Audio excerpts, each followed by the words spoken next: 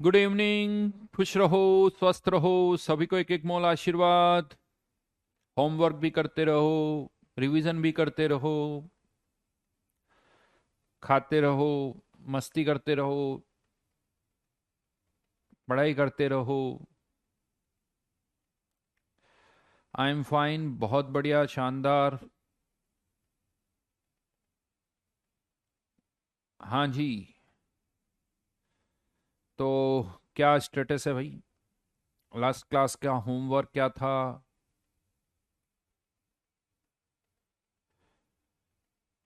JEE advance का discussion है।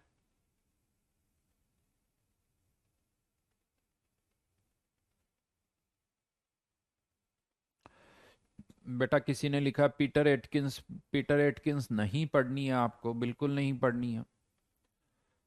Peter Atkins book अच्छी है, बट देखिए वो एमएससी लेवल की है, हायर स्टडीज लेवल की है। हमारे काम का उसमें बहुत कम होता है। तो ऐसे पूरे चैप्टर्स उसके आपको नहीं पढ़ने हैं। जब कभी कोई पर्टिकुलर पॉइंट पर जरूरत पड़े तो वो जरूर वहां से रेफर कर सकते हो, वो भी जब बहुत डेप्थ में हमें जाना होता है। जब बहुत डेप्थ में हमें जाना है तो वह पढ़ना चाहिए, अदरवाइज उसकी कोई ज़रूरत नहीं है। तो होमवर्क क्या था? जेई एडवांस है ना? उसके बाद क्वेश्चन जो मैंने दिया था वो करेंगे हम। नॉर्मलिटी का कौन सा क्वेश्चन? नॉर्मलिटी अभी करनी नहीं है।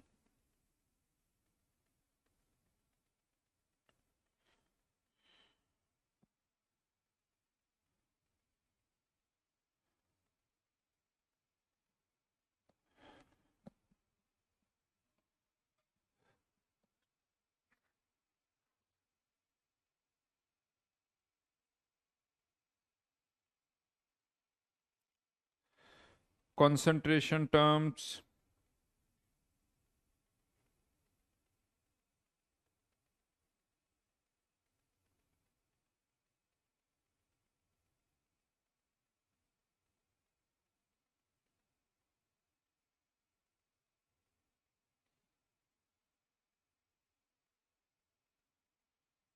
हम्म।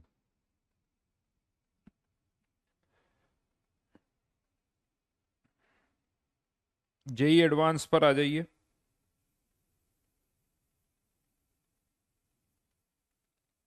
बोलिए, डाउट्स बोलिए।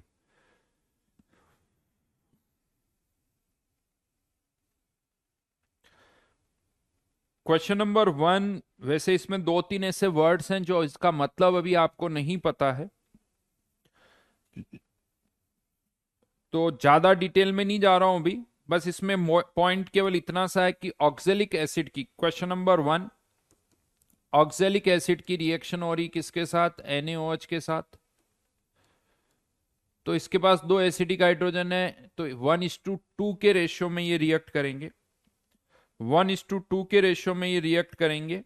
अब प्रॉब्लम ये है कि जब हम इसको कर रहे हैं तो हमारे पास बहुत सारी रीडिंग्स है। टाइट्रेशन क्या होता है, ये सारी बातें थोड़ा मैं बाद में बताऊंगा। ये सारी बातें हम बाद में डिस्कस करेंगे। हाँ, बट ये कह सकते हो कि इसके जितने मोल्स है उसके डबल मोल्स इसके होने चाहिए। तो यहां पर वॉल्यूम ऑफ NaOH कौन सा लेना है? तो लास्ट वाली तीन रीडिंग्स लेनी है, 999। ये टाइट्रेशन जब करते हैं ना, तो टाइट्रेशन का कॉन्सेप्ट यही होता है कि तीन कंजिक्यूटिव रीडिंग सही होनी चाहिए, तो वो सही मानी जाती है, अदरवाइज हम कुछ गलती कर रहे हैं। तो कंजिक्यूटिव रीडिंग्स जो है, जब आप टाइट्रेशन करते हो, लेबोरेटरी में प्रैक्टिकल करते हो, तो तीन कंजिक्यूटिव रीडिंग्स एक जैसी आनी चाहिए। मतलब तब तो आपकी रीडिंग सही है, तब तो आपके रिजल्ट सही है, अदरवाइज रिजल्ट सही नहीं है। तो इसीलिए 9 ml वाला सही है। तो ऑक्जेलिक एसिड के 5 × 0.1 मोलरिटी इंटू वॉल्यूम, इसके जितने मोल्स हैं उसके डबल मोल्स किसके होंगे? उसके डबल मोल्स किसके होंगे? NaOH। तो ये ऑक्जेलिक एसिड के मोल्स हैं।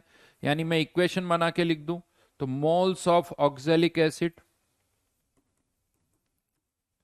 Oxalic acid into 2 equals two moles of NaOH। तो यहां पर 5 × 0.1 डिवाइडेड बाय 1000 इंटू 2, इसका 9 ml। मोलरिटी ये 1000, इसकी मोलरिटी 1, आ जाएगी। तो यहां से ये 1000 से 1000 कैंसिल, मोलरिटी निकाल सकते हो। तो m equals to 1/9 will be the answer. बस इतना सा करना है। और बताइए।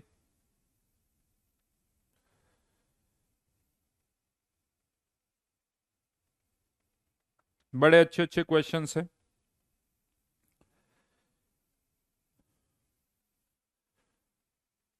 थर्ड में डाउट है। Question number 3। क्वेश्चन नंबर 3 में एक मोल फ्रैक्शन दे रखा है। बड़ा आसान क्वेश्चन है यार ये। चलो फिर भी कथा। मोल फ्रैक्शन दे रखा है सॉल्यूट का, कितना है? 0.1।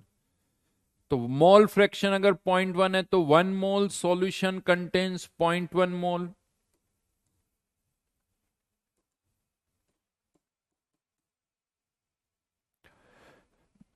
तो सॉल्यूट के कितने मोल्स हो जाएंगे? 0.1। सॉल्वेंट के कितने हो जाएंगे? 0.9।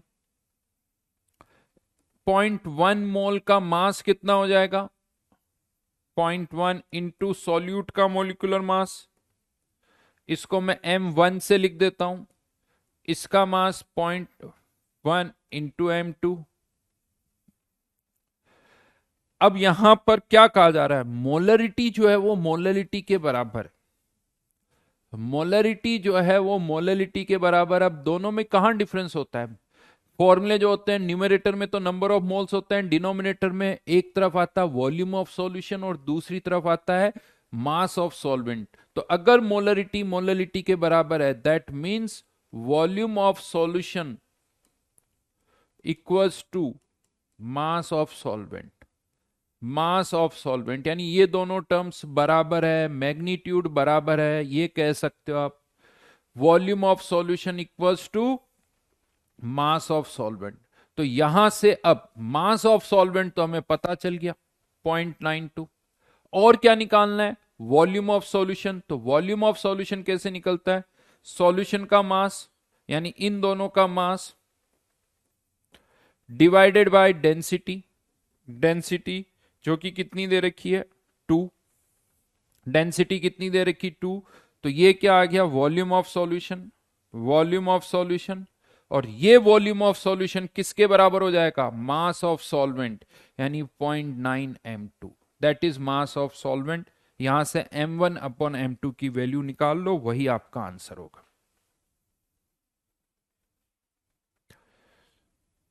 नेक्स्ट।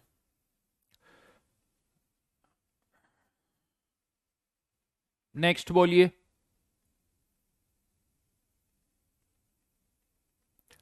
बड़ा अच्छा क्वेश्चन है।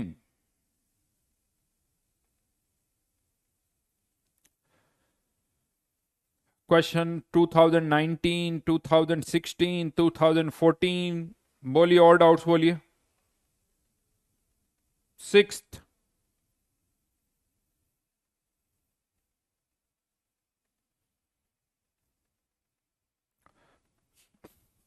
क्वेश्चन नंबर 6 में H2SO4 का एक सॉल्यूशन है, जिस सॉरी एसिटिक एसिड का एक सॉल्यूशन है जिसकी कंसंट्रेशन दे रखी है 0.5 m।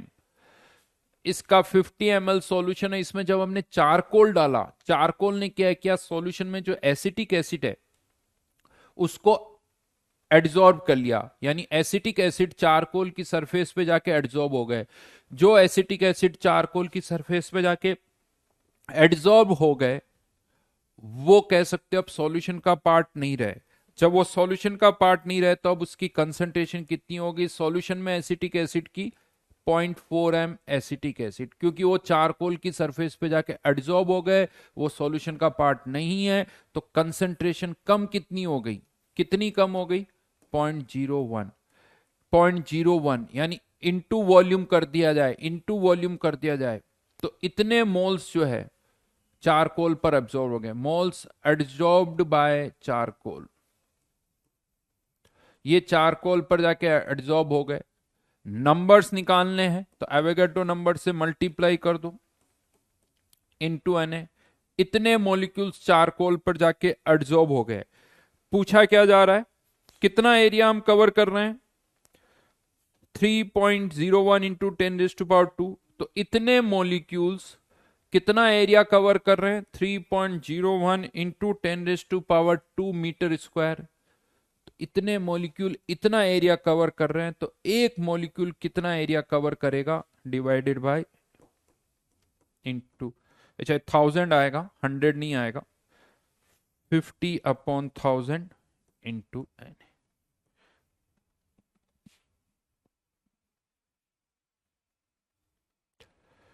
बेटा एब्जॉर्ब होना मतलब सरफेस के अंदर चला जाना। जो मॉलिक्यूल अंदर चला जाता है वो तो हो जाता है एब्जॉर्ब, और जो सरफेस पर अटैच हो जाता है, जो सरफेस पर अटैच हो जाता है उसे बोला जाता है एडजॉर्ब। ऐड होना, एडजॉर्ब होना, एब्जॉर्ब होना, अंदर चले जाना। समझ में आई बात?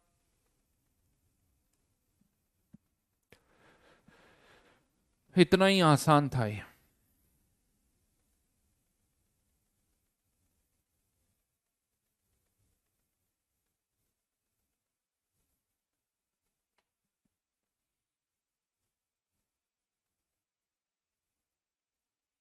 किसका आंसर नहीं, क्वेश्चन नंबर 2 का आंसर नहीं है?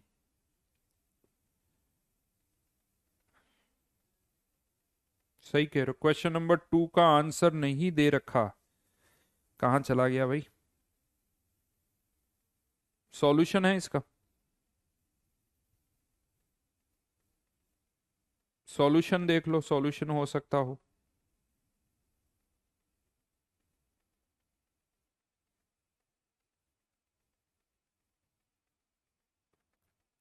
सॉल्यूशन में है बेटा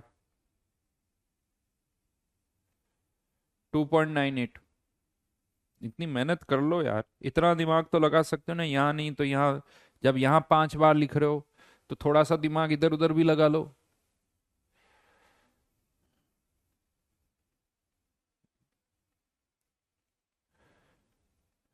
और बोलिए। क्वेश्चन नंबर 4 में जो डेंसिटी दे रखी है वो सॉल्वेंट की दे रखी है। डेंसिटी जो दे रखी है, ध्यान रखना, वो सॉल्वेंट की डेंसिटी दे रखी है। बहुत अच्छा क्वेश्चन है, वैसे तो हो जाना चाहिए, चलो लेकिन एक बार फिर से बता देता हूं। क्वेश्चन नंबर 4, मोलरिटी की 3.2 मोलर सॉल्यूशन है, 3.2 m। H2X का कोई सॉल्यूशन है जिसका मोलर वेट कितना दे रखा है, मॉलिक्यूलर वेट कितना दे रखा है इसका, 80, और डेंसिटी ऑफ सॉल्वेंट वो दे रखी है 0.4 ग्राम/ml। अब देखो ये जेई एडवांस वाले हैं, ये कुछ अलग करते हैं। जितने भी क्वेश्चन आप करोगे मोस्टली क्वेश्चन में आपको डेंसिटी सॉल्यूशन की दे रखी होती है। यहां पर आपको किसकी डेंसिटी दे दी उन्होंने, सॉल्वेंट की। अब होता क्या, लिखा हुआ सॉल्वेंट है लेकिन क्योंकि हमारी आदत ही वही होती है ना, density of solution, density of solution, तो इसको भी हम डेंसिटी ऑफ सॉल्यूशन ही पढ़ते हैं, जबकि ये डेंसिटी ऑफ सॉल्यूशन नहीं है, ये डेंसिटी ऑफ सॉल्वेंट है। कैसे रीड करेंगे अब यहां पर इसको? हाँ, यहां एक लाइन जरूर लिखी हुई है, assuming no change in volume upon dissolution।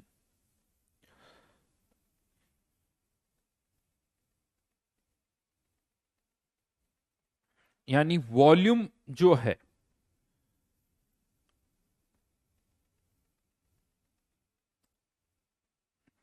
उसमें कोई चेंज नहीं हो रहा है। मतलब पहली लाइन अगर मैं लिखूंगा 1000 ml सॉल्यूशन कंटेन्स 3.2 मोल H2X, राइट। लेकिन ये सॉल्यूशन का वॉल्यूम, और कहा जा रहा है कि जब सॉल्यूशन में सॉल्यूट मिला रहे हैं तो वॉल्यूम में चेंज हो ही नहीं रहा है। वॉल्यूम में कोई चेंज नहीं हो रहा है, इसका 1000 ml जो सॉल्यूशन का वॉल्यूम है, सॉल्वेंट का वॉल्यूम भी उतना ही है, यानी 1000 ml volume of solvent contains 3.2 मोल। और 1000 ml सॉल्वेंट, अब ये सॉल्वेंट का वॉल्यूम हो गया जिसकी डेंसिटी हमें पता है, तो 1000 इंटू 0.4 यानी 400 ग्राम सॉल्वेंट में कितने मोल्स, 3.2। तो मोललिटी कितनी आ जाएगी, 3.2 अपॉन 400 इंटू 1000। यही करना पड़ेगा ना, यानी आंसर 32/4 मतलब 8।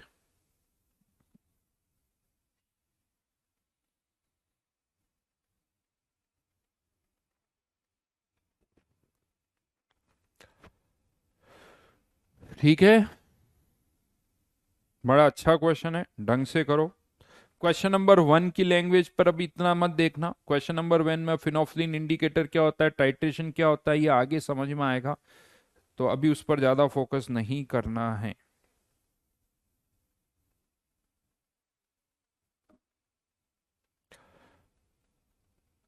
बेटा इसी शीट को बार बार करो, कुछ और नया करने की जरूरत नहीं है, इसी को बार बार करो। बाकी कुछ करना चाहते हो तो कर सकते हो, अगर टाइम मिल रहा है तो कर सकते हो, लेकिन वो तब करो जब इस शीट को, इस मॉड्यूल को 3-3 बार बहुत अच्छी तरह से कर चुके हो, तभी कुछ और करने के बारे में सोचना, बाकी कुछ भी नहीं सोचना है।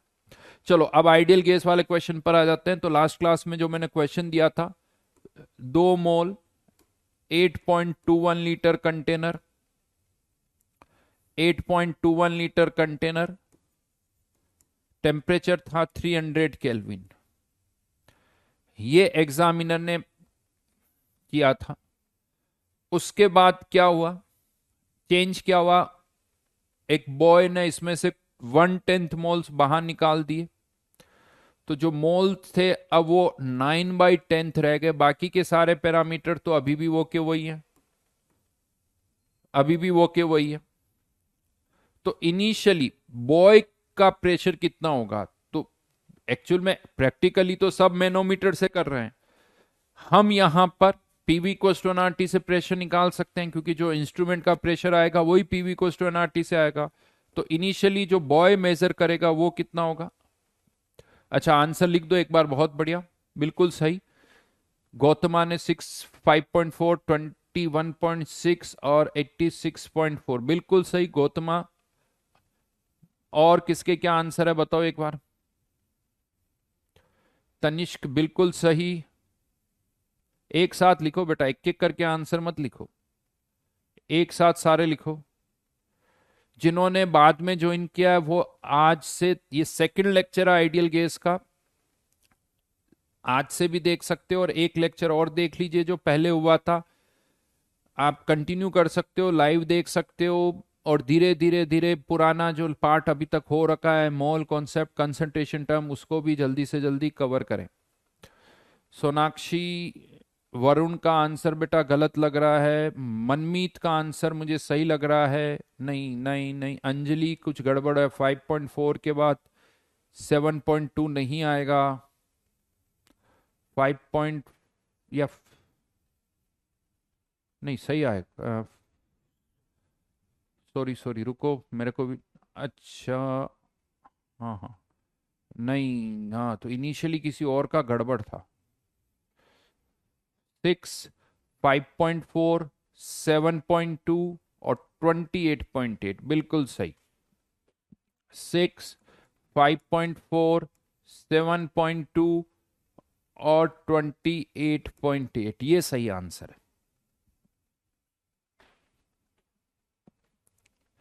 तो इनिशियली प्रेशर कैसे निकालेंगे, moles 0.0821 R into temperature 300 divided by 8.21, ये 100, तो यहां से ये इनिशियली प्रेशर सॉरी 6 एटमॉस्फेयर, यानी जो बॉय मेजर करेगा वो तो 6 करेगा। अब बॉय ने क्या किया, हमें बार बार ये इक्वेशन यूज नहीं करनी कि यहां से फिर पीवी को एनआरटी लगा के कैलकुलेशन नहीं करनी है। अब आप सोचो यहां से यहां चेंज क्या हो रहा है, जब हम यहां से यहां जा रहे हैं तो मोल्स चेंज हो रहे हैं, और उसके कारण प्रेशर चेंज होगा। वॉल्यूम चेंज हो नहीं रहा है, वॉल्यूम यहां पर भी वही, यहां पर भी वही, तो यहां से यहां P1 upon N1 equals to P2 upon N2। Pressure कितना है 6, मोल्स कितने हैं 2। अब मोल्स कितने रह गए 2 इंटू 9/10, मैं इधर लिख दिया और ये प्रेशर, ये N2 को इधर लाके मल्टीप्लाई कर दिया, 2 से 2 कैंसिल, तो यहां से ये 54 डिवाइडेड बाय 10, तो अब प्रेशर कितना आ गया P2 5.4। यानी कुल मिला के आपको ये समझाना है कि यहां से यहां आपको क्या इक्वेशन यूज करनी है, P1 upon N1 equals to P2 upon N2, इससे आपका काम हो जाएगा। उसके बाद यहां से यहां क्या चेंज हो रहा है, वॉल्यूम 3/4 रह गया, यानी वॉल्यूम जो है 3/4 रह गया 8.21। अब यहां से यहां मोल्स नहीं चेंज हो रहा है, मोल्स वो के वही है, टेम्परेचर वो का वही है, लेकिन चेंज क्या हो रहा है, वॉल्यूम। तो अब यहां से यहां हम क्या लगाएंगे, P1 V1 equals to P2 V2, यानी ये P2 volume V2 P3 V3। तो P2 कितना था 5.4, वॉल्यूम था V, अब वॉल्यूम कितना रह गया 3/4V इंटू P3। तो यहां से ये V से V कैंसिल, चाहो तो V की जगह 8.21 लीटर पुट कर देना, तो ये P3 इक्वल्स टू आ जाएगा 7.2। और फिर यहां से यहां लास्ट में जाके किसका चेंज हो गया, टेम्परेचर कितना कर दिया हमने 1200 केल्विन। अब वॉल्यूम भी चेंज नहीं हो रहा है, मोल्स भी चेंज नहीं हो रहे, केवल टेम्परेचर चेंज हो रहा है। तो यानी टेम्परेचर जिस फैक्टर से बढ़ जाएगा प्रेशर भी उसी फैक्टर से बढ़ जाएगा। टेम्परेचर 4 टाइम्स तो प्रेशर इसका कितने टाइम्स हो जाएगा, 4 टाइम्स। प्रेशर इसका 4 टाइम्स हो जाएगा।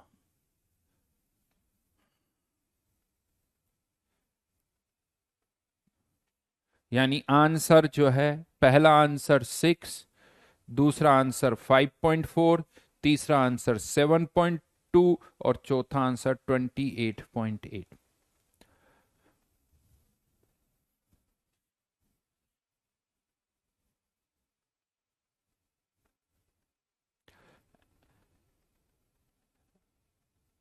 एमडी बेटा, तुम इतने टाइम से क्लासेस कर रहे हो, तुम्हें कुछ नहीं समझ में आ रहा क्या, कि क्लास में जब हम कुछ कर रहे हो तो इधर उधर के मैसेज नहीं करें। इतने टाइम से तुम क्लास में हो और तुम्हें ये तक अभी तक नहीं समझ में आया।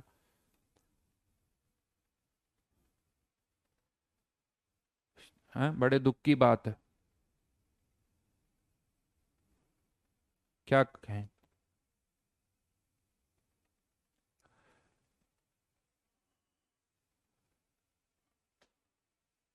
बहुत बढ़िया, बहुत बढ़िया सचिन, अच्छी बात है। तो ये बड़ा नॉर्मल क्वेश्चन ही है, बट लैंग्वेज वाइज हमने इसको देखा कि किस तरह से हम इसके बारे में सोच सकते हैं। तो बेसिकली अभी तक जितने भी क्वेश्चंस मैंने आपको करवाए हैं वो सब PV equals to NRT based थे। कैसे हम PV equals to NRT equation को यूज कर सकते हैं, उस पर वो सारे क्वेश्चंस थे।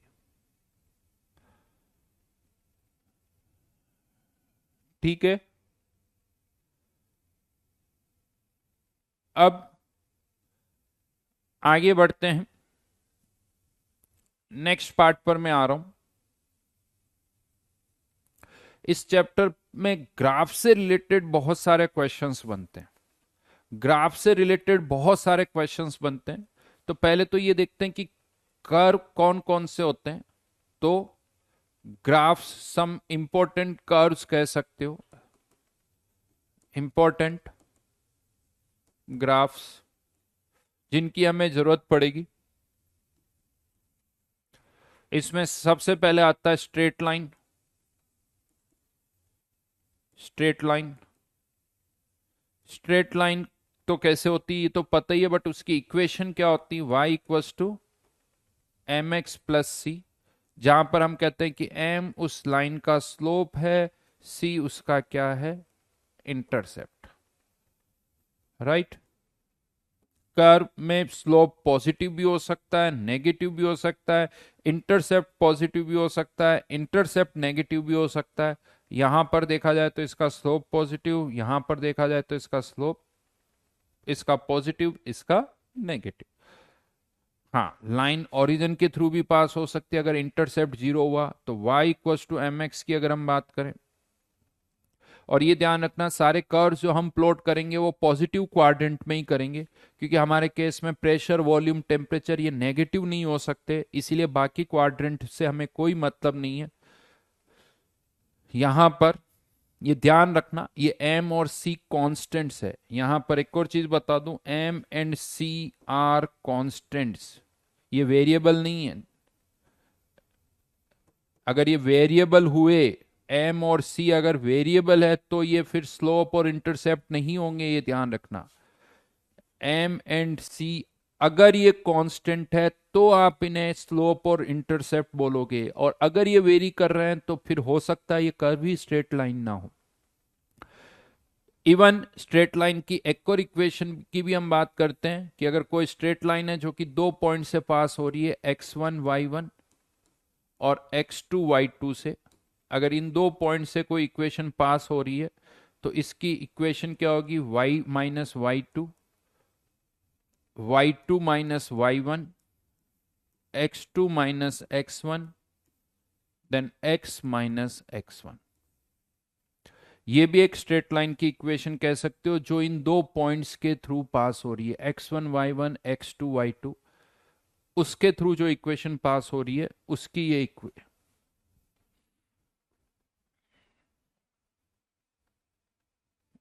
कोई जरूरी नहीं, सी पॉजिटिव भी हो सकता है, सी नेगेटिव भी हो सकता है। C can be positive, C can be negative, and positive भी नेगेटिव कुछ भी हो सकता है, मतलब होने में हो सकता है। हमारे केस में क्या होगा वो सारी बातें बात की बिल्कुल सब।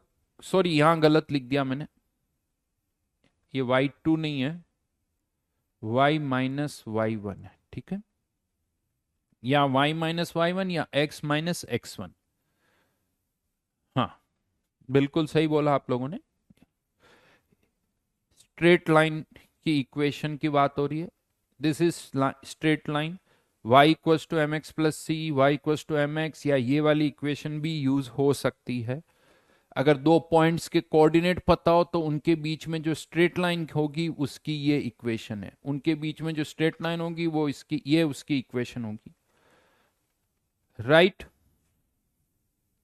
बहुत बढ़िया, पढ़ लिया तो बहुत अच्छी बात है। उसके बाद हाइपरबोला, हाइपरबोला या हाइपरबोलिक कर्व कह सकते हो। ये क्या होता है, y equals to some constant upon x, x बढ़ने पर y की वैल्यू कम होगी, x जैसे से बढ़ेगा y की वैल्यू कम होगी। हाँ, लेकिन अगर इसको प्लॉट किया जाए तो x अगर जीरो है तो y की वैल्यू इनफाइनाइट हो जाएगी, तो ये कर्व y एक्सिस को इनफाइनाइट पे जाके कट करेगा, और x एक्सिस को भी कहां पर कट करेगा, इनफाइनाइट पर। यानी ये कर्व ना तो x एक्सिस को टच करेगा ना y एक्सिस को। इनफैक्ट y इक्वल्स टू अगर x है, इस तरह का एक्सप्रेशन है, तो इसे रेक्टेंगुलर हाइपरबोला बोला जाता है।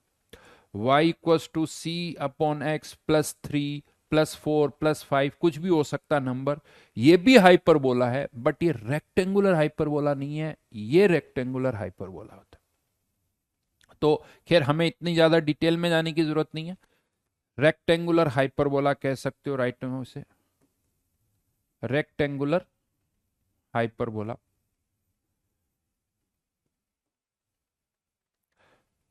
Right, y equals to c upon x।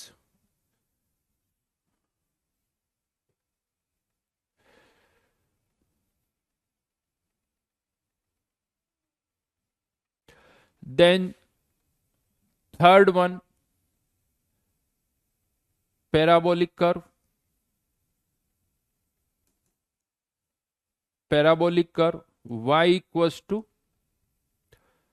Some constant into X square, और y square equals to some constant into x। अगर हम y और x के बीच में कर्व प्लॉट करते हैं, y और x के बीच में, ध्यान रखना, तो यहां x अगर डबल होता तो y की वैल्यू 4 टाइम्स होगी, यानी y उसके स्क्वायर के साथ चेंज हो रहा है, तो ये कर्व कुछ इस तरह से आता है। और y square equals to C X, इसका कर्व अगर देखें तो वो कुछ इस तरह से हो। ये भी पैराबोलिक है, ये भी पैराबोलिक है, दोनों ही पैराबोला हम बोलते हैं। y equals to some constant into X square. Obviously यहां c कांस्टेंट ही है बेटा, थोड़ा बहुत सोचो, इतना दिमाग को मत रिजर्व रखो। पैराबोलिक कर्व, ये हाइपरबोलिक कर्व, ये अगर इक्वेशन है तो कर्व ऐसा होगा, ये इक्वेशन है तो कर्व ऐसा होगा। ध्रुव बेटा, तुम तो ये भी पूछ लो सर्किल और रेक्टेंगल में क्या डिफरेंस होता है, स्क्वायर और सर्किल में क्या डिफरेंस होता है, ये भी पूछो मेरे से।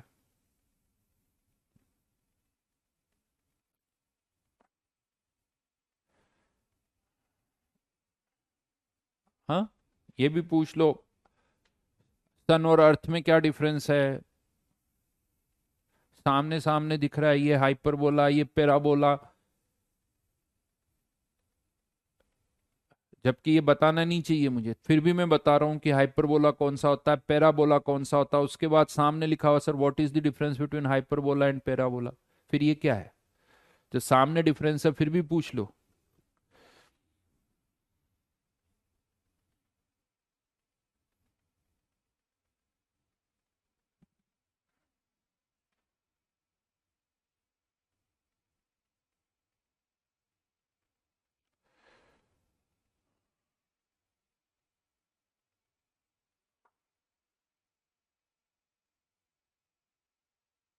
चलिए, then next fourth one, exponential curve. Exponential curve y equals to E की पावर x और y इक्वल्स टू ई की पावर माइनस है, इसमें भी कुछ कांस्टेंट हो सकते हैं, यहां पर ध्यान रखना। y इक्वल्स टू ई की पावर x, x जब जब जैसे से बढ़ेगा y की वैल्यू भी बढ़ेगी, और x अगर जीरो है तो y की वैल्यू वन, यानी ये कर्व कहां से स्टार्ट होगा, वन से, क्योंकि यहां पर ये x जीरो है और x जीरो होने पर y की वैल्यू वन।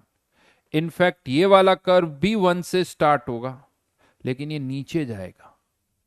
ये वाला कर्व भी यहां से वन से स्टार्ट होगा, लेकिन ये फिर नीचे जाएगा, क्योंकि उसके बाद जैसे जैसे x बढ़ेगा y की वैल्यू और कम होती है।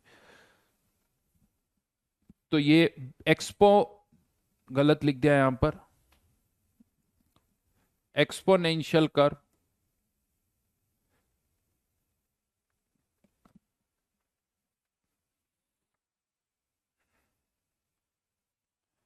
फिफ्थ वन,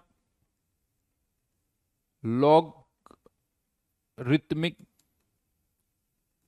कर्व, लॉग वाले curve y equals to ln x, इसका कर्व कैसे होता है, तो यहां पर अब देखो x तो नेगेटिव नहीं हो सकता, लेकिन x की वैल्यू अगर वन है, अगर x की वैल्यू वन है तो y की वैल्यू जीरो हो जाएगी। तो यहां पर ये x इक्वल्स टू वन है, और x की वैल्यू वन होने पर y की वैल्यू जीरो, और फिर अगर x की वैल्यू वन से कम हुई तो y नेगेटिव, और x की वैल्यू वन से ज्यादा हुई, अगर x वन से कम है तो y नेगेटिव, x वन से ज्यादा है तो y की वैल्यू पॉजिटिव। तो y equals to ln x का कर्व कुछ ऐसा होता है।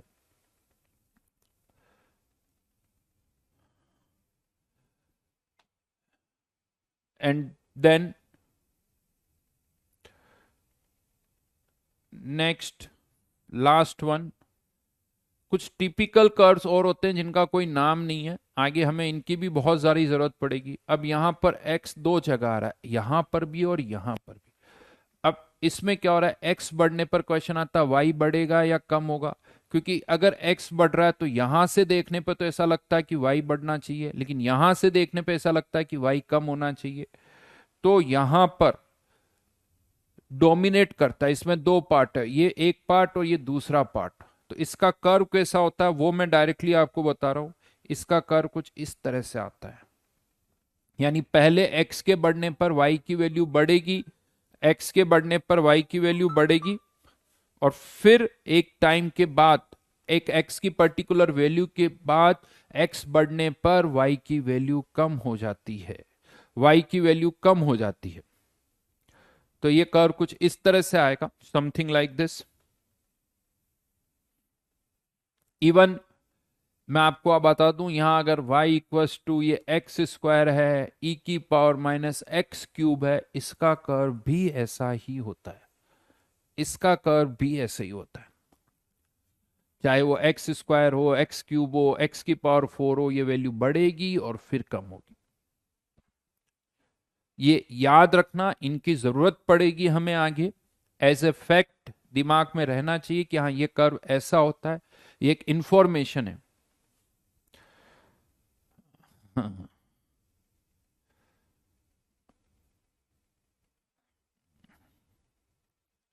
सर ये हमें याद ही रखने पड़ेंगे ना बेटा, याद ही रखने अभी तो, बाकी ये कर्व्स आगे चल के, इवन मैथ्स में पूरा एक चैप्टर है जहां पर आप इक्वेशन से कर्व प्लॉट करते हो कि अच्छा ये इक्वेशन है तो कर्व कैसे होंगे। इवन मैथ्स के बहुत सारे क्वेश्चन कर्व प्लॉट करके भी आप सॉल्व कर सकते हो, कर्व प्लॉट करके भी। शाम कोई स्टूडेंट है जो बार बार एक क्वेश्चन पूछा, सर फिजिकल केमिस्ट्री कैसे इंप्रूव करूं।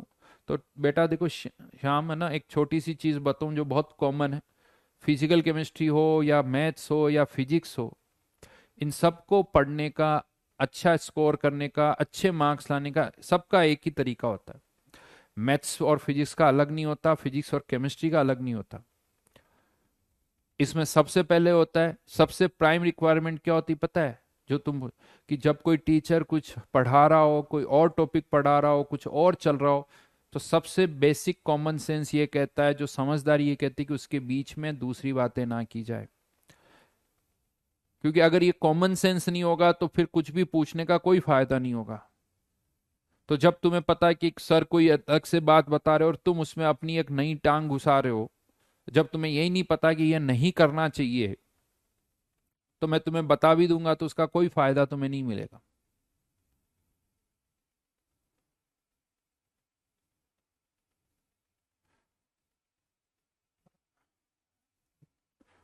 बाकी अगर जहां तक फिजिकल केमिस्ट्री की बात है या कोई भी सब्जेक्ट है, पढ़ो सब इंप्रूव हो जाएगा, बिना पढ़े किसी में कुछ नहीं हो सकता।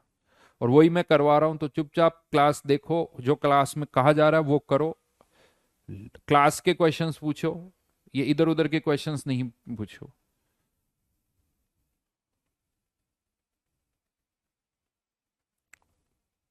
ये लॉगरिथमिक कर्व है, एक्सपोनेंशियल कर्व, लॉगरिथमिक कर्व।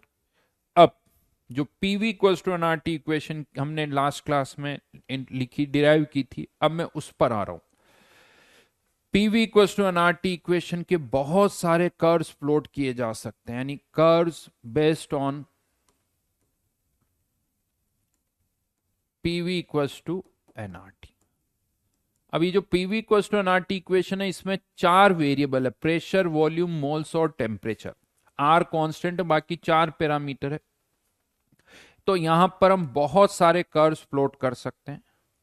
जैसे सबसे पहले अगर मैं बात करूं, लेट से, तो मैंने कहा आपसे v वर्सेस t का कर्व, v वर्सेस t। अब यहां बात आती v वॉल्यूम और टेम्परेचर, यानी मतलब टेम्परेचर बदलने पर वॉल्यूम कैसे बदलेगा, यही इस कर्व का मतलब होता है कि टेम्परेचर बदलने पर वॉल्यूम में कैसे चेंज होगा। बट क्वेश्चन आता है सर मोल्स और प्रेशर के बारे में तो कुछ दे ही नहीं रखा है।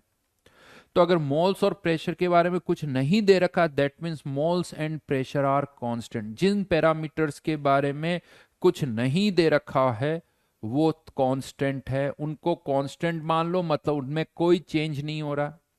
तो अब यहां से अगर मैं देखूं PV equals to NRT equation से, तो v equals to N R by P into T. Moles constant, pressure constant, तो कह सकते हो ये एन आर बाई पी वाली टर्म पूरी क्या हो गई, कांस्टेंट। यानी इसको अब मैं ऐसे लिख सकता हूं v equals to M T, और v equals to M T एक स्ट्रेट लाइन की इक्वेशन हो जाएगी, जो कि किसके थ्रू पास हो रही, ओरिजिन के थ्रू। तो v वर्सेस t का कर्व इस तरह से कुछ होगा। यहां एक चीज और बता दूं, ये जो कर्व मैंने प्लॉट किया है, वैसे हम ठीक है ओरिजिन से कनेक्ट कर सकते हैं, कनेक्ट कर दो कोई प्रॉब्लम नहीं है, बट हाँ ये इस t इक्वल्स टू 0 पर ये डिफाइंड नहीं है। T equals to zero, V equals to zero, इसका कोई मतलब नहीं है। तो आप यूं कह दो कि ये curve just T equals to zero के पास से मैंने स्टार्ट किया है, इतना क्लोज है कि आपको लग रहा है कि वो उसको टच कर रहा है, यूं कह सकते हो। बट सिग्नल सीधा सा आंसर है T equals to zero, P equals to zero, V equals to zero, इसका कोई मतलब नहीं है, इसका कोई मतलब नहीं है। हाँ, लेकिन अब यहां पर जैसे अगर मैं आपसे कहूं ये दो स्ट्रेट लाइन की इक्वेशन है, y इक्वस टू 2x और y इक्वस टू 3x, ये फर्स्ट ये सेकंड, किसका स्लोप ज्यादा है? किसका स्लोप ज्यादा है? सेकंड वाले का। तो अगर मैं आपसे कहूं कि इन दोनों को प्लॉट करो तो ये दो कर्व कुछ इस तरह से आएंगे, ये y इक्वस टू 3x और ये y इक्वस टू 2x, इसका स्लोप ज्यादा, इसका स्लोप कम। उसी तरीके से, उसी तरीके से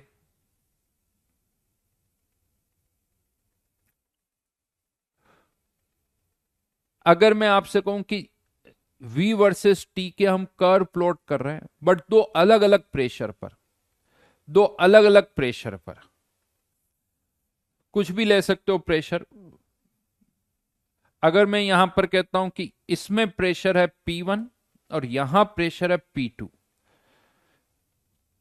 जब P1 है तब प्रेशर थ्रू आउट कॉन्स्टेंट है, P2 है तो थ्रू आउट कॉन्स्टेंट है, बट यहां P2 की वैल्यू कुछ और है, यहां कुछ और है। जैसे यहां होता ना, ये क्या है, y equals to M X, but m की वैल्यू, m कांस्टेंट है, बट वो कांस्टेंट वैल्यू तो कुछ भी हो सकती ना, कभी कांस्टेंट वैल्यू 2, कभी कांस्टेंट वैल्यू 3, कभी कांस्टेंट वैल्यू 4।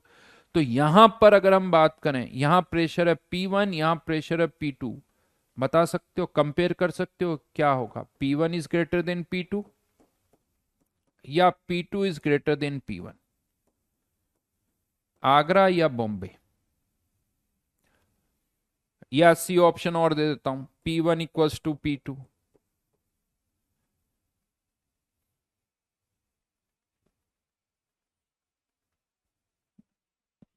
बताइए।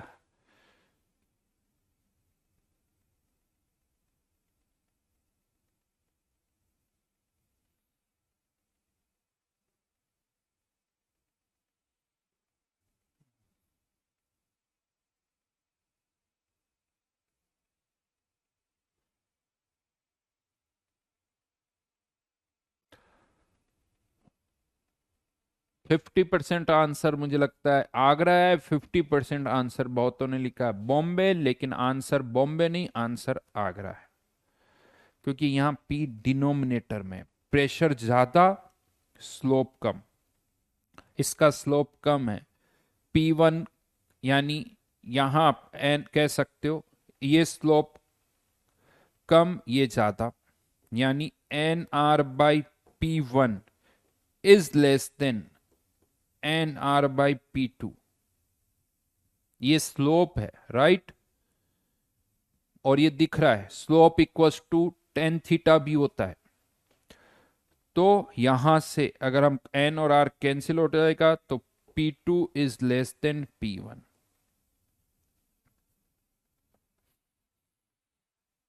यानी आंसर इज आगरा। इसका स्लोप ज्यादा है, इसका स्लोप कम है, NrP2 ज्यादा, NrP1 कम, तो P2 is less then P1। बहुत सिंपल सा है, बहुत सिंपल सा है। 11th क्लास में हम, 7th 8th क्लास में नहीं है।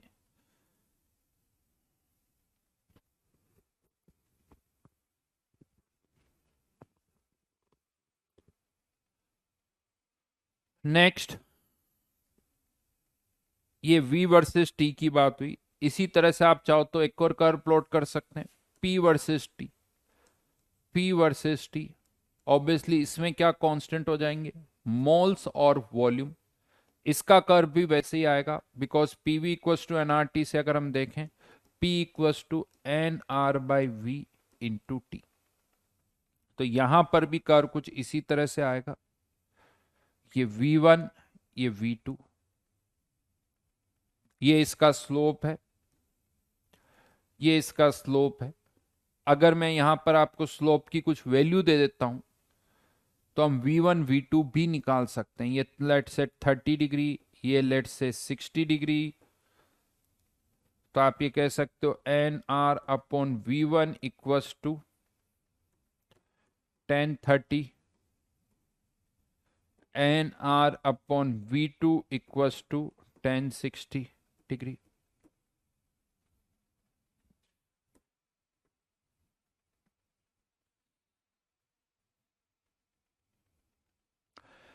इवन एन वैल्यू मोल्स पता हो तो यहां से V1 निकाल सकते हैं, यहां से V2। 1030 की वैल्यू क्या होती है?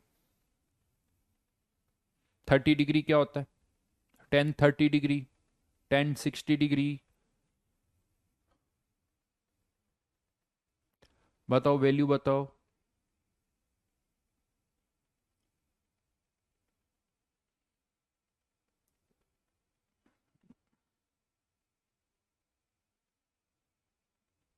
बिल्कुल सही, 1/√3। और ये है √3।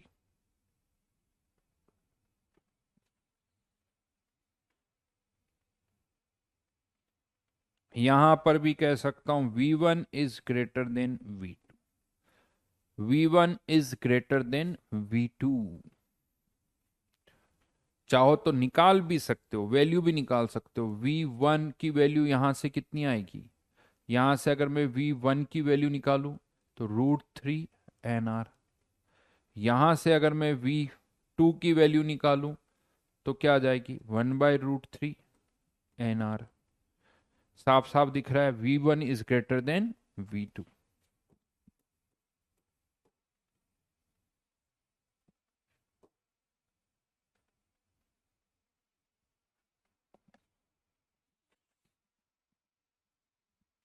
बिल्कुल सही।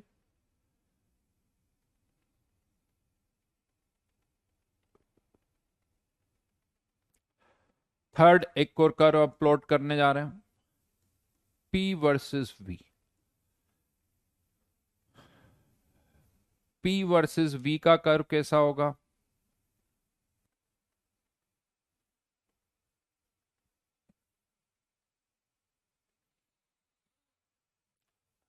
P और V के बीच में कर्व प्लॉट कर रहे हैं, दैट मीन्स NRT 1/V।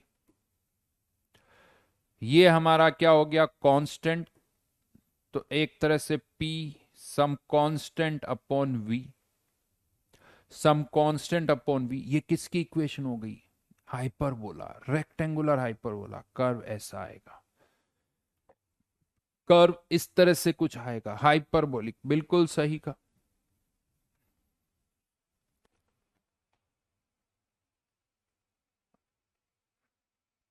ये हाइपरबोलिक कर्व है, P versus V। In fact Boyle's law भी बोला जाता है। अगर ये कर्व बना हुआ है दैट इज बॉयल्स लॉ, क्योंकि बॉयल्स लॉ में क्या होता है? P वर्सेस V प्रेशर और वॉल्यूम को रिलेट करता है, N constant.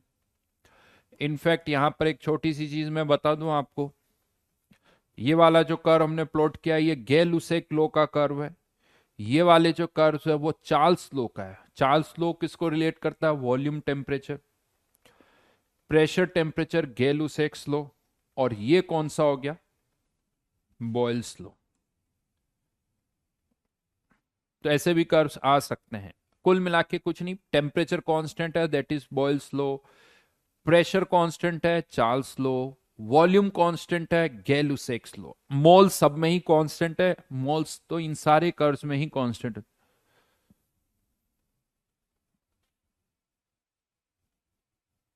Right, P versus V। Even यहां पर भी अगर मैं दो कर्व्स बनाता हूं, अगर मैं यहां पर दो कर्व्स बनाता हूं, यहां टेम्परेचर T1, यहां टेम्परेचर T2 है, क्या बता सकते हो T1 is greater than T2 या T2 is greater than T1? क्या हम कंपेयर कर सकते हैं T1 और T2 को?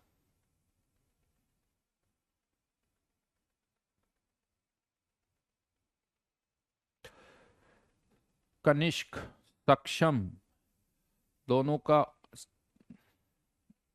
एक बहुत सेम स्टेटमेंट है, बड़ा अच्छी बात है। दोनों ने, सर आप बहुत अच्छा पढ़ाते हो, दोनों ने लिखा है एक ही साथ, दिख रहा है यहाँ पर कमेंट बॉक्स पर।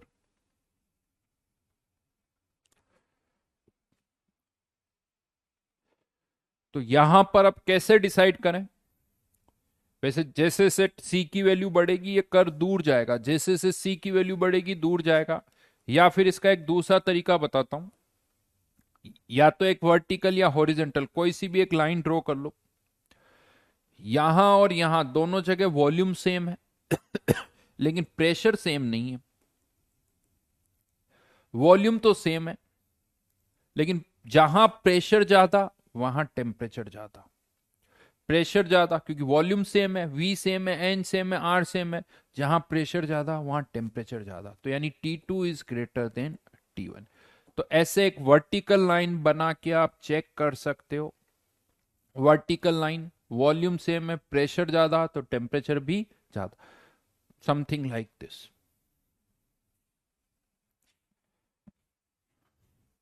वेरी गुड अमन, बहुत अच्छी बात है, परमिशन मांग रहे हो, ऑफलाइन वाली फील दे रहे हो। ले रहे हो या दे रहे हो मुझे समझ ही नहीं आ रहा, तुम मेरे को ऑफलाइन वाली फील दे रहे हो या तुम ऑफलाइन वाली फील ले रहे हो?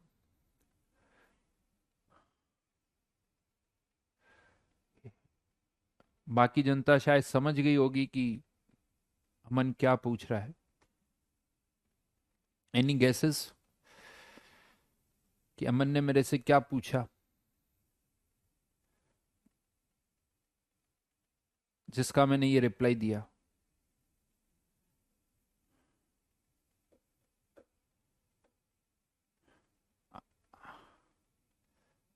Any guesses?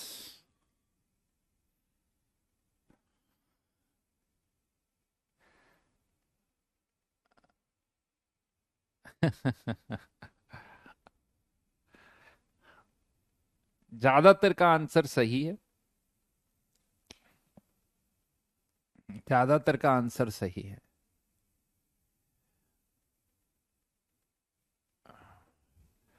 पानी पीने की परमिशन नहीं मांग रहा है, पानी पीने की परमिशन नहीं मांग रहा है।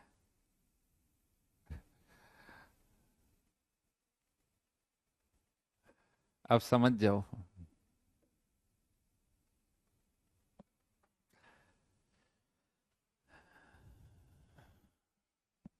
अमन आर यू देयर? अमन वही हो या गए तुम?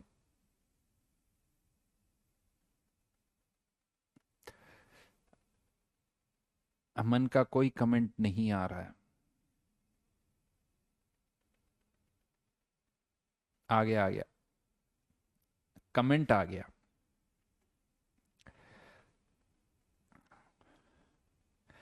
लेकिन अब ये तो क्या बड़े बेसिक से कुछ कर्व्स प्लॉट किए हैं, इनमें थोड़ा चेंजेस किए जा सकते हैं।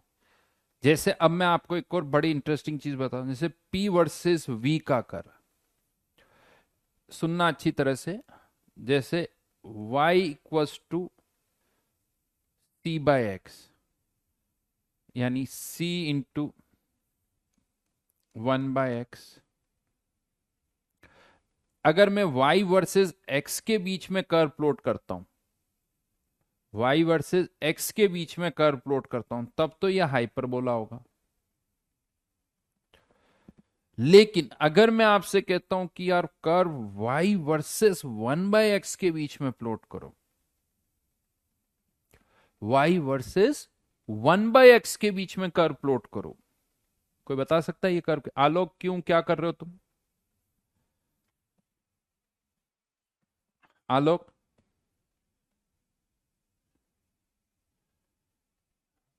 भगवान, मैं कुछ और उल्टा सीधा बोल दूं अभी?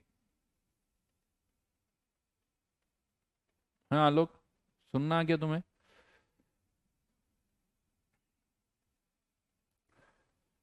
बिल्कुल सही। तो अब ये 1/x यूं कह सकते हो कि ये जो 1/x है ना आपका, ये y तो y है, बट आप चाहो तो कह सकते हो ये 1/x जो है वो आपका अब x हो गया।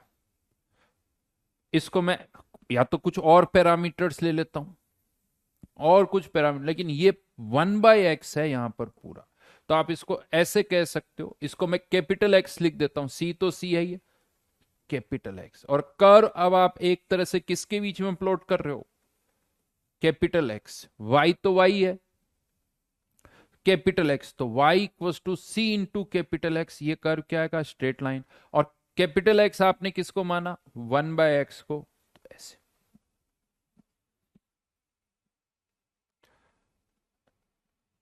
यानी 1/x को आप कैपिटल एक्स पुट कर सकते हो। जैसे अब मैं इसको दूसरे एग्जाम्पल से समझा रहा हूं आपको, जो हमें लेना है P वर्सेस, यानी फोर्थ करोगे तो समझाने के लिए था P वर्सेस 1/v। दो तरह से समझाऊंगा इसको, या तो आप इसको ऐसे देख लो, nRT 1/v, ये 1/v अब हमारा x हो गया, तो यहां पर ये P तो हमारा y, और ये 1/v, क्योंकि 1/v के बीच में कर्व प्लॉट कर रहा हूं, इसीलिए 1/v को ही मैंने क्या लिख दिया, x। तो y equals to nRT into X, तो ये कर्व y और x के बीच में प्लॉट करोगे तो क्या आएगा, स्ट्रेट लाइन। अब वापस से y की जगह क्या पुट कर दो, p, और x की जगह क्या पुट कर दो, 1/v। तो p वर्सेस 1/v का कर्व क्या आएगा, स्ट्रेट लाइन। नहीं, या तो ऐसे समझ में आ जाए बहुत अच्छी बात है, नहीं तो इसी को लगभग आप ऐसे भी कह सकते हो। कभी भी आपको ऐसा लगे क्या करूं, तो जो पहला पैरामीटर है उसे y मान लो, और जो दूसरा पैरामीटर है उसे x मान लो। यानी p को मैंने मान लिया y, 1/v को मैंने मान लिया x। अब मुझे क्या करना है, जो PV equal to NRT equation है, PV इक्वल टू एनआरटी जो इक्वेशन है, उसमें प्रेशर और वॉल्यूम को y और x से रिप्लेस कर दो। प्रेशर को और वॉल्यूम को y और x से, तो P की जगह y और V की जगह 1/x आ जाएगा, V की जगह V equal to 1/x nRT। Rearrange करो तो y equal to nRT x। अब अगर आप ये कर्व प्लॉट करते हो y वर्सेस x का, तो ये स्ट्रेट लाइन आएगा। और अब यहां पर वापस y को हमने क्या माना था, p, और x को हमने क्या माना था, 1/।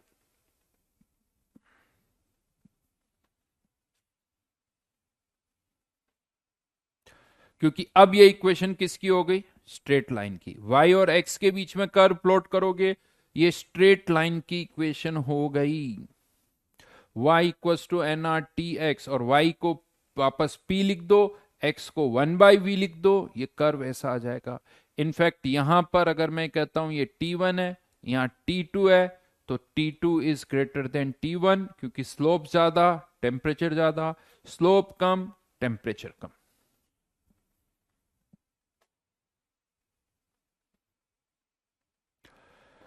ऋषभ ने कमेंट किया, एक के सर का जलवा है, एडवांस्ड का पेपर हलवा है।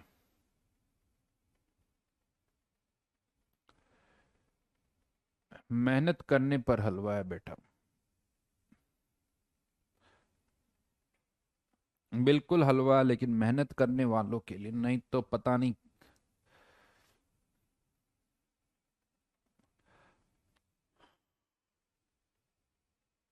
हमेशा एक्स लेने से स्ट्रेट लाइन होगा ये थोड़ी जरूरी है। ऋषभ कह रहा है सर आपकी फोटो वॉलपेपर पर है, बढ़िया जी बढ़िया, धन्यवाद आपका। डी कह रहा है कि मेरे कमेंट क्यों नहीं देखते, बेटा सबके नहीं देख पाता, किसी के देख रहा था। चलिए आगे बढ़ते हैं, बात समझ में आई है, ये बात समझ में आ गई। डायरेक्टली भी लिख सकते हो, नहीं तो ये y और x मान के कर सकते हो। फिफ्थ पर कर पर आ रहा हूं, फिफ्थ पर। चलिए जैसे एक और देता हूं, पीवी वर्सेस पी, इसका कर्व प्लॉट करो। इसका कर्व कैसे होगा बताना आपको।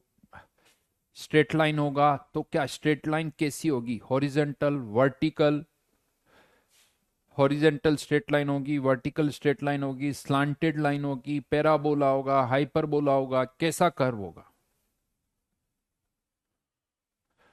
अरे भाई अब सब लिखने लग गए sir, you never replied me, you never, आप मेरे कमेंट को नहीं पढ़ते, आप मेरे कमेंट को नहीं पढ़ते। बेटा सबके तो नहीं पढ़ सकता।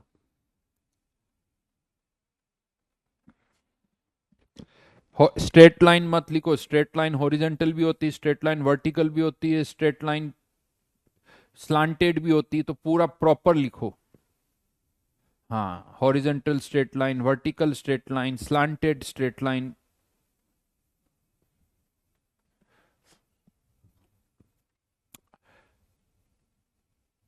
अब यहां पर मोल्स और टेम्परेचर तो टर्म है ही नहीं, इसका मतलब मोल्स और टेम्परेचर जो है वो क्या है, कांस्टेंट।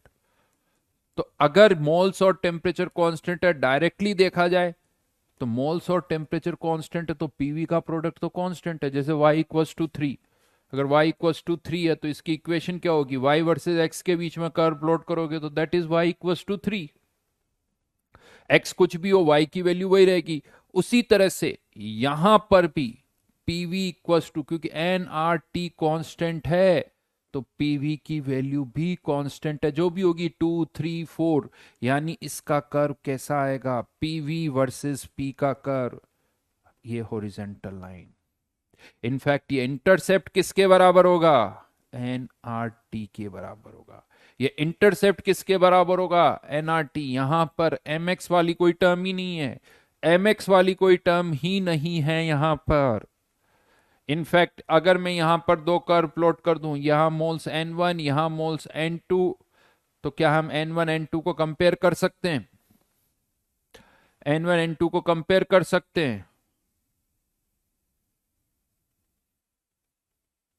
पी कांस्टेंट नहीं है बेटा, लेकिन होगा क्या, प्रेशर बढ़ेगा तो वॉल्यूम कम हो जाएगा, वॉल्यूम बढ़ेगा तो प्रेशर कम हो जाएगा, तो इनका प्रोडक्ट कांस्टेंट रहेगा। पी और वी का प्रोडक्ट कांस्टेंट है, इंडिविजुअल पी कांस्टेंट नहीं है, इंडिविजुअल वी कांस्टेंट नहीं है, लेकिन पी और वी का प्रोडक्ट जो है वो कांस्टेंट है। यहां पर N one is smaller than N two. इसको y और x मान के भी कर सकते हो, इसको आप चाहो तो y और x मान के भी कर सकते हो। कैसे, पीवी को मैंने मान लिया y, p को मान लिया मैंने x। तो p अगर x है तो यहां से v की वैल्यू क्या आ जाएगी, y बाय एक्स। अब pv equal to N R T equation में p की जगह क्या पुट कर दो, x, v की जगह क्या पुट कर दो, y by x equals to N R T. तो x से x cancel, y equals to N R T, और ये क्या है, कांस्टेंट। यानी y वर्सेस x का कर्व, तो y तो कांस्टेंट है, y तो कांस्टेंट है, तो ये कर्व कुछ ऐसा आ जाएगा। अब आपने y किसको माना वो लिख दो, x किसको माना वो लिख दो। तो y आपने किसको माना था, pv को, x आपने किसको माना, p को, ये कर्व ऐसा आ गया।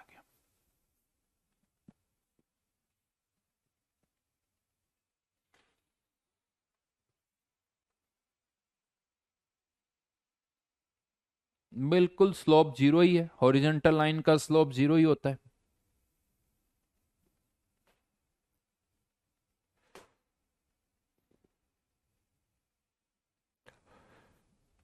सिक्स्थ,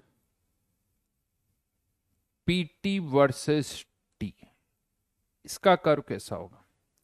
या तो y और x मान के कर लो डायरेक्ट, पहली टर्म को y मानो, t को x मानो, pv equal to N R T में सब कुछ y और x की टर्म में निकालो और फिर कर्व प्लॉट करो।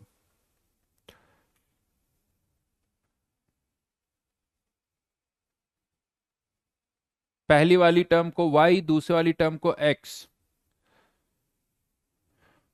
अपने आप कर्व आ जाएगा। बहुत बढ़िया, जो तारीफें करने के लिए मेरी धन्यवाद देव। लेकिन जल्दी जल्दी अभी कर्व प्लॉट करो, अभी तारीफें नहीं, अभी कर्व प्लॉट करते हैं, बात इससे रिलेट करते हैं।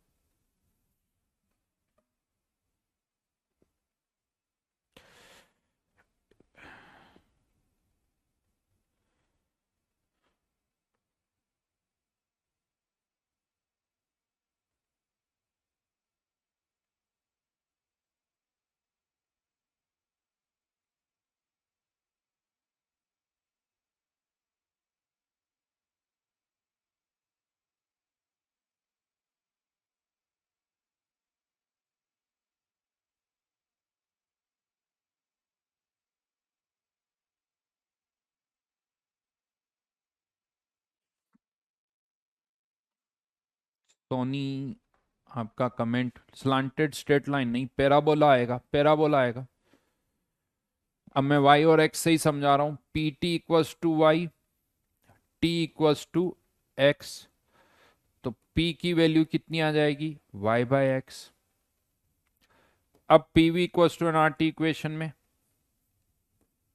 P V equals to N R T, P की जगह क्या लिख दूंगा, y by X. N R by V को एक साथ लिख दिया मैंने, और t की जगह क्या लिख दूंगा, x। तो ये x जब उधर जाएगा तो y equals to N R by V और एक्स स्क्वायर। ये सब कांस्टेंट है, N constant, R constant, V constant, यानी y equals to C X square. Curve कैसा आएगा, पैराबोला। y और x किसको माना था आपने, t को, y किसको माना था आपने, pt को।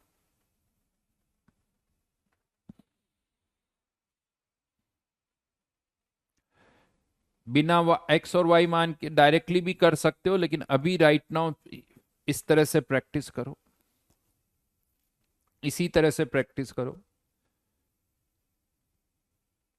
इसी का एक इंटरेस्टिंग पार्ट और बताता हूं, ये है PT versus T, PT versus T. अब अगर मैं कहता हूं PT versus T square, PT versus T square,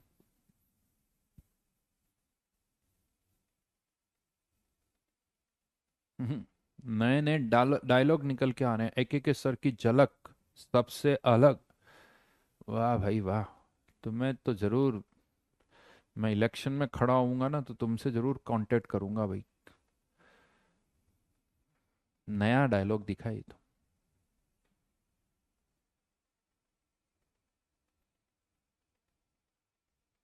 ये कर्व कैसा आएगा, कोई कह रहा sir downward parabola. Downward parabola तो पहली बार नाम सुना है।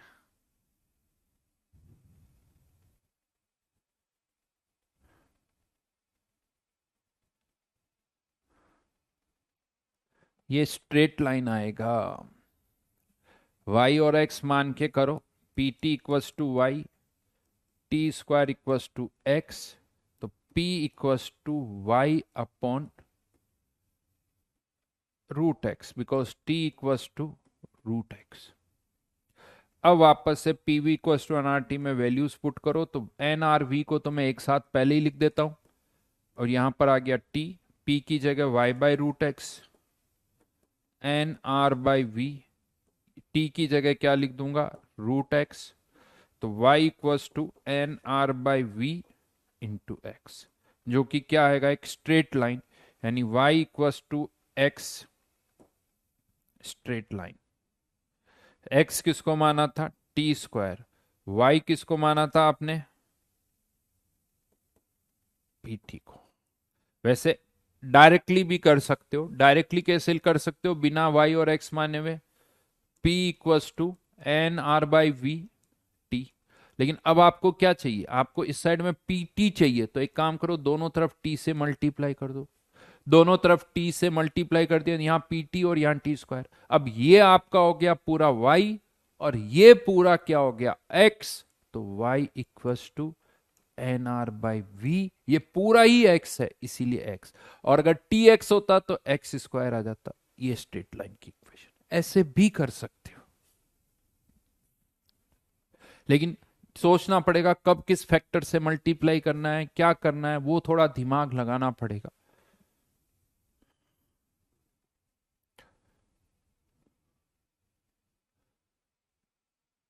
अब कुछ और कर्व्स की बात करता हूं। Eighth, log P versus log V. चलिए एक मैं बता देता हूं, इसके लिए अब आपको क्या करना पड़ेगा, y और x नहीं, पहले आपको यहां पर लॉग लेना पड़ेगा, और शायद लॉग की कुछ आइडेंटिटीज आपको पता होनी चाहिए। एक तो जैसे लॉग एक्स वाई अगर लिखा हुआ है तो इसका मतलब log x plus log y में लिख सकता हूं।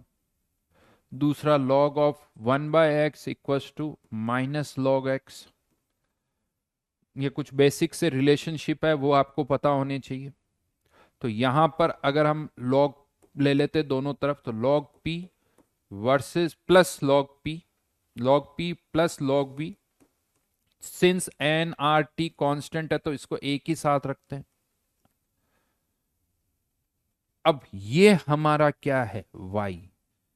ये पूरा हमारा y है, ये पूरा x है, क्योंकि कर log p versus log v के, तो y प्लस x, और ये सब क्या है, कांस्टेंट, चाहो तो c लिख दो। तो y equals to minus x plus c की बजाय ये लिखते रहते हैं log nrt। तो ये log ऑफ nrt तो हमारा क्या हो गया, इंटरसेप्ट। स्लोप कितना है यहां पर, अगर मैं आपसे पूछूं स्लोप क्या है, तो -1। इंटरसेप्ट कितना है, एन आर, सॉरी, इंटरसेप्ट कितना है, तो लॉग ऑफ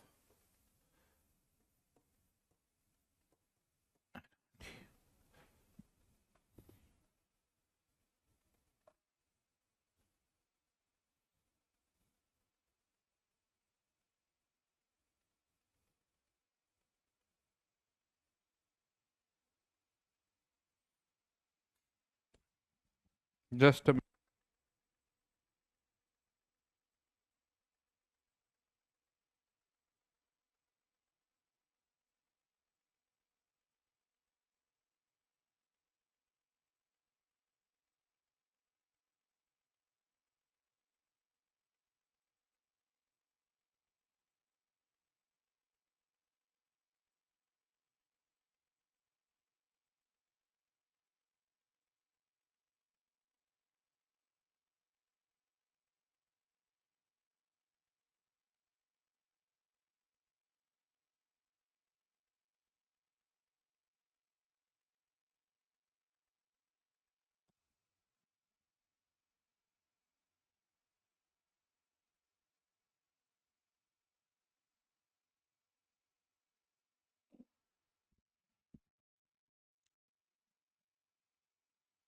समझ में आया यहां तक।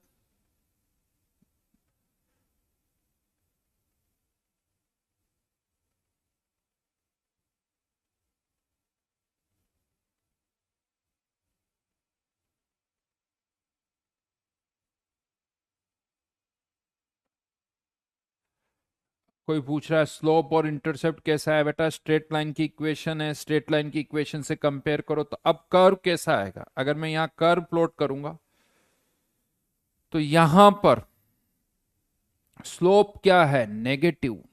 नेगेटिव स्लोप का मतलब समझ में आता है।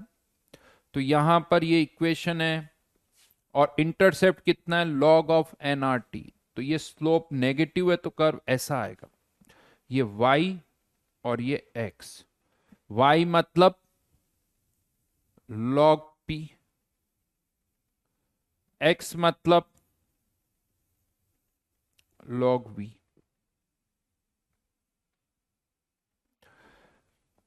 ये एंगल पता कितना होगा, टेन थीटा की 1045 डिग्री कितना होता है, 1। 135 डिग्री पता है कितना होता है, दिस इज 135 डिग्री।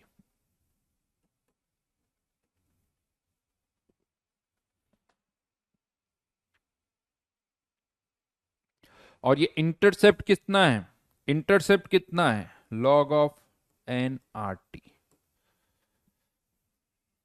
ये इंटरसेप्ट जो है वो कितना है, log N R T. But अब इंटरसेप्ट पॉजिटिव होगा नेगेटिव होगा, ये कैसे पता चलेगा। क्या ये इंटरसेप्ट नेगेटिव हो सकता है, क्या log एन आर टी की वैल्यू नेगेटिव हो सकती है, क्या क्या log एन आर टी की वैल्यू नेगेटिव हो सकती है या नहीं हो सकती।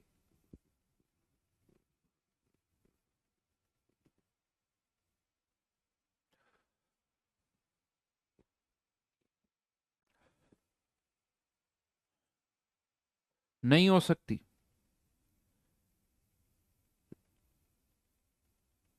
बेटा, लॉग के अंदर की वैल्यू नेगेटिव नहीं हो सकती, but log of N R T की वैल्यू तो नेगेटिव हो सकती। अगर यहां पर यानी लॉग एनआरटी की मैं बात कर रहा हूं, अगर एनआरटी 1 है तो log ऑफ एनआरटी 0। अगर एनआरटी की वैल्यू 1 से ज्यादा है तो log ऑफ एनआरटी पॉजिटिव होगा।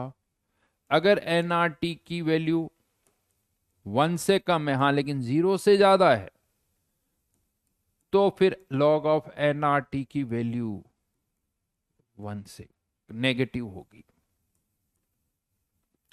यानी अगर log एनआरटी की वैल्यू 0 से 1 के बीच में है, एनआरटी की वैल्यू 0 से 1 के बीच में है, तो log की वैल्यू तो फिर नेगेटिव होगी, log की वैल्यू तो नेगेटिव होगी। बात समझ में आई? तो log ऑफ एनआरटी 0 भी हो सकता है, 1 से पॉजिटिव भी हो सकता है, नेगेटिव भी हो सकता है। एनआरटी की वैल्यू हमेशा 0 से ज्यादा रहेगी, एनआरटी कभी नेगेटिव नहीं हो सकता। लेकिन log ऑफ एनआरटी 0 भी हो सकता है, log ऑफ एनआरटी नेगेटिव भी हो सकता है। तो यहां पर ये जो कर्व हमने प्लॉट किया है, कोई जरूरी नहीं कि इंटरसेप्ट पॉजिटिव हो, इंटरसेप्ट 0 भी हो सकता है, इंटरसेप्ट नेगेटिव भी हो सकता है। log p versus log v, यहां प्रेशर वॉल्यूम नेगेटिव नहीं है, प्रेशर वॉल्यूम नेगेटिव नहीं है, लेकिन अगर वॉल्यूम v की वैल्यू 1 से कम हुई तो log v की वैल्यू नेगेटिव हो सकती है, p की वैल्यू 1 से कम हुई तो log p की वैल्यू नेगेटिव हो सकती है। सब 10 बेस 10 की बात कर रहा हूं। वैसे कोई बेस 10 हो या ई हो, यहां पर कोई चेंज नहीं आएगा। बेस 10 हो या ई हो, ये कंडीशन तो वही रहेगी। बेस 10 हो या बेस ई हो, this condition will not change.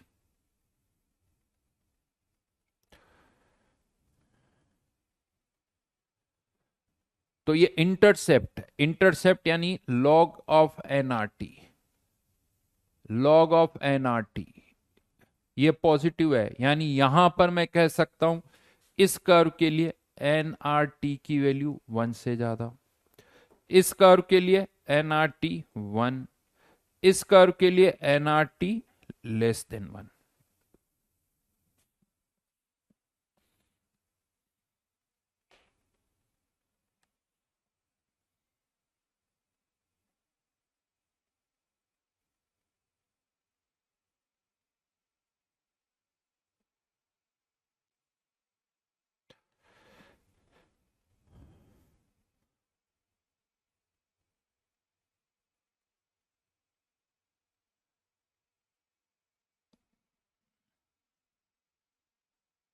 Ayush NCERT अभी रीड नहीं करनी, जब मैं कहूंगा तब। कार्तिक अभी बेस पे ज्यादा कुछ चेंज मत करो, दो ही बेस है केमिस्ट्री में, या तो बेस 10 या बेस ई, दैट्स इट। या तो बेस 10 है या बेस ई है, उससे ज्यादा और कुछ नहीं कर रहे हम। बेस बाकी हमारा चेंज नहीं हो रहा है।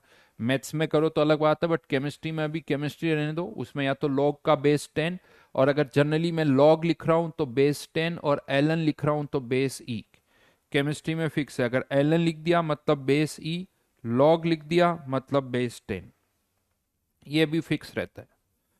तो ये कर्व्स कैसे होंगे वो मैंने आपको यहां पर प्लॉट करके बताया। इस पर एक क्वेश्चन देता हूं अच्छा सा, एक क्वेश्चन यहां पर अब मैं दे रहा हूं।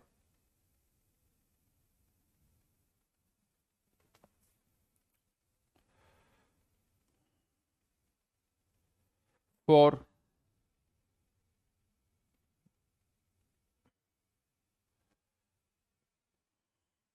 1 मोल gas,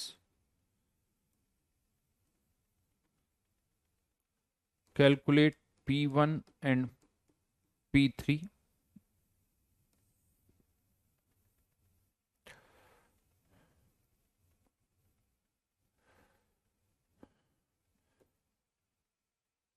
log T versus log V, ये वैल्यू है -0.3 3010,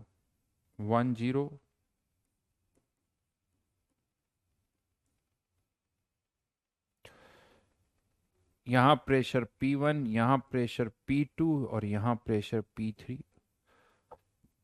P2 की वैल्यू दे रखी है आपको 10 एटमॉस्फेयर। P1 और P3 फाइंड आउट करना है। और एक और इंफॉर्मेशन है, वैसे वो पता होगी आप सबको, log 2 इक्वल्स टू आता है 0.3010 और log 3 इक्वल्स टू 0.4771। आपको क्या बताना है? P1 और P2, P1 और P2 की वैल्यू आप P1 और P3 की वैल्यू बतानी है। P2 की वैल्यू दे रखी है।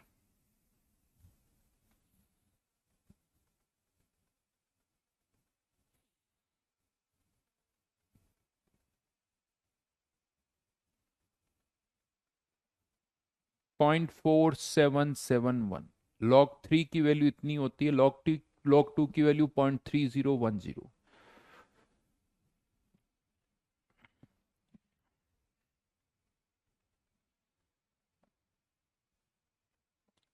चलो एक थोड़ा हिंट, यानी log 1/2 की वैल्यू जो है वो कितनी आ जाएगी? -0.3010।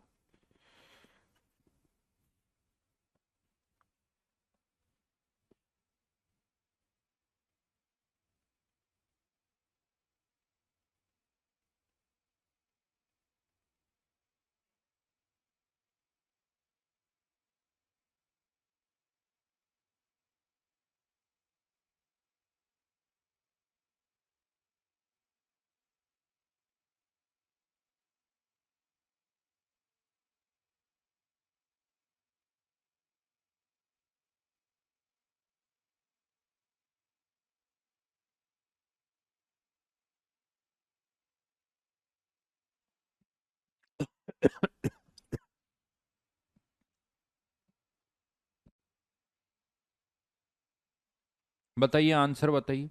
P1 1/2,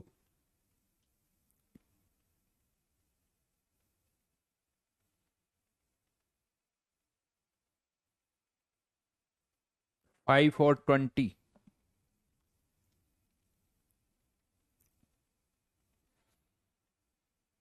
5 और 30। सृजन का आंसर आया 5 और 30। 5 और 30। यश का आंसर है 5 और 20।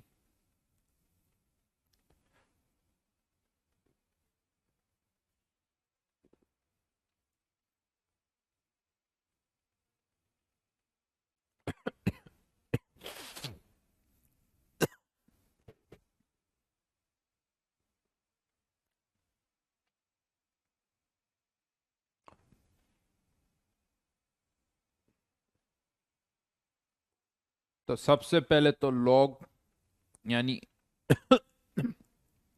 NR/P इंटू T, तो log V log NR/P plus log T, ये हमारा क्या हो गया? इंटरसेप्ट। और इसको मैं लिख सकता हूं log 3 और इसकी जगह मैं लिख सकता हूं log 1/2। तो यहां से अगर हम देखें तो log NR/P2 जब है तब ये इंटरसेप्ट 0, यानी log 1, यानी NR/P2 इक्वल्स टू 1। यानी एक तरह से P2 की वैल्यू कितनी आ गई? NR। अब सीधा सीधा यानी यहीं से लॉजिक उठा सकते हो। log 1/2 जब P1 है तो NR/P1 इक्वल्स टू 1/2। तो यहां से P1 equals to twice N R, और ये वैल्यू कितनी है 10, ये 20 आएगा, 20।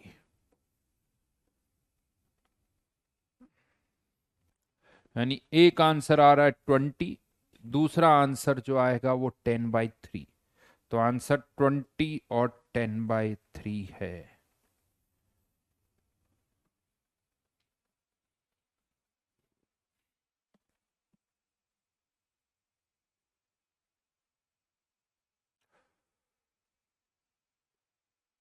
ट्वेंटी और 10/3। बेटा इंटरसेप्ट जीरो, तो वो वैल्यू क्या हो जाएगी, log 1 ही हो जाएगी ना। इंटरसेप्ट जीरो मतलब log 1, बिकॉज log 1 की वैल्यू जीरो।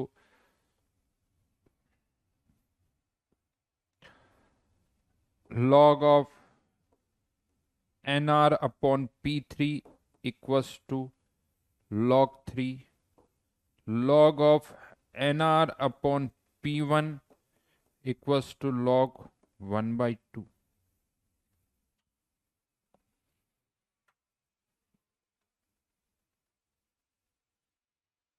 बेटा जब ये चैप्टर खत्म हो जाएगा तो एटॉमिक स्ट्रक्चर स्टार्ट हो जाएगा, अब वो कब होगा उसका वेट करो। चलिए होमवर्क।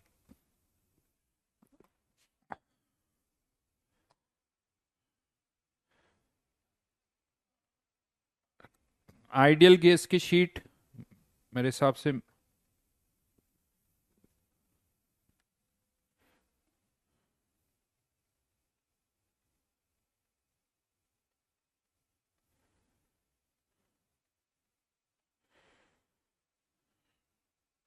आइडियल गैस की शीट मिल गई।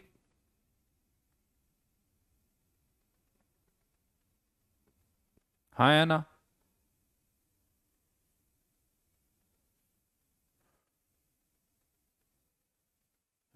चलिए तो उसी में से होमवर्क दे रहा हूं मैं आपको।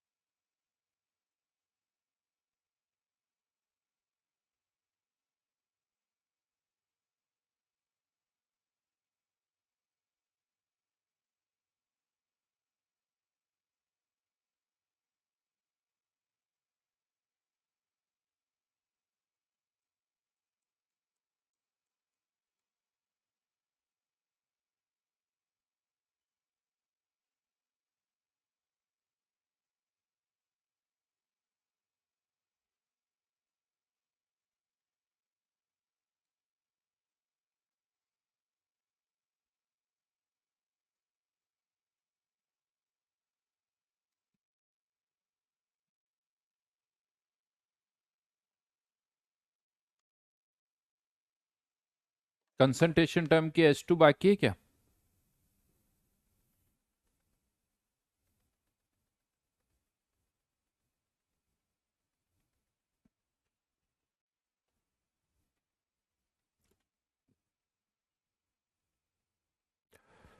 चलिए उसमें से कंसंट्रेशन टर्म की H2 में हम 1 से लेके 5 तक करेंगे। कंसंट्रेशन टर्म्स की H2 में 1 से लेके 5 तक, और ये आइडियल गैस की शीट।